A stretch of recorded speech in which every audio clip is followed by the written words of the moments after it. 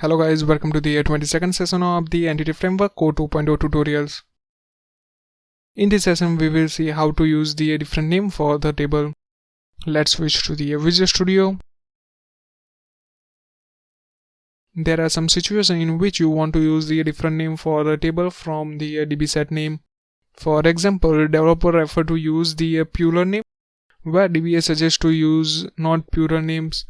To solve this, we can use the table attribute.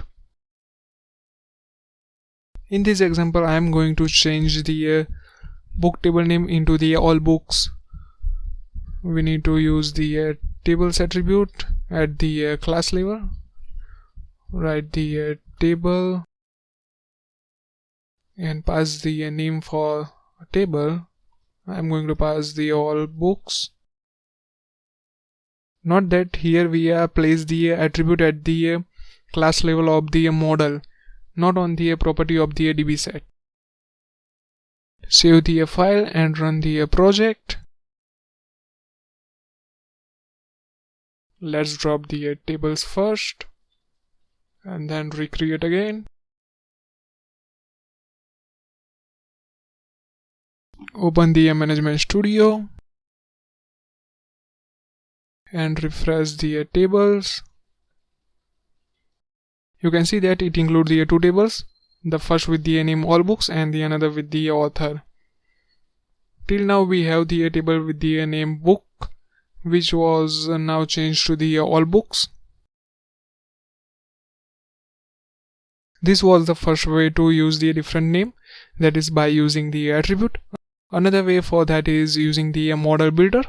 For that we need to open the context class and we need to override on model creating method.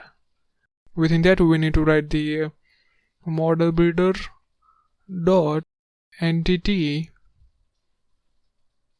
of, we are performing operation on the author, so we need to pass the author model and use the toTable method.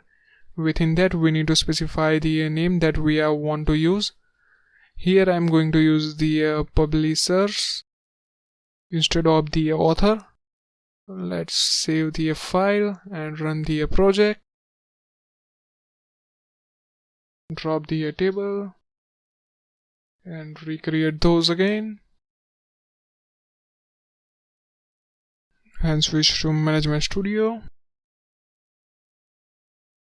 Refresh the table. You can see that instead of the authors, now we have the publishers name table. Let's see what we are learning in this session. The first way to use the different name for the table is by using the table attribute, which was placed on the class level of our model class, and within the parentheses we need to specify the new name. Second way for it is using the toTable method of the model builder. We need to override the on model creating method and obtain the entity first and use the toTable method on it. Thanks for watching. Have a nice day.